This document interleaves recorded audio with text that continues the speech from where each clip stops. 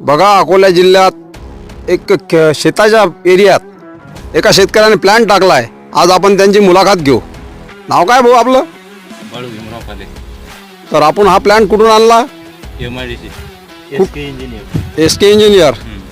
तर आपण हा प्लॅन कसा काय टाकला की तुमच्या मनात कसं काय आलं प्लॅन टाकायचं? ठेकेदाराचे आणि आपले संबंध होते, जरी काही मशीन की बाबा टाका तुम्ही तुझा असं तर मग या प्लॅनवर तुम्हाला गिरायकी आहे इथं?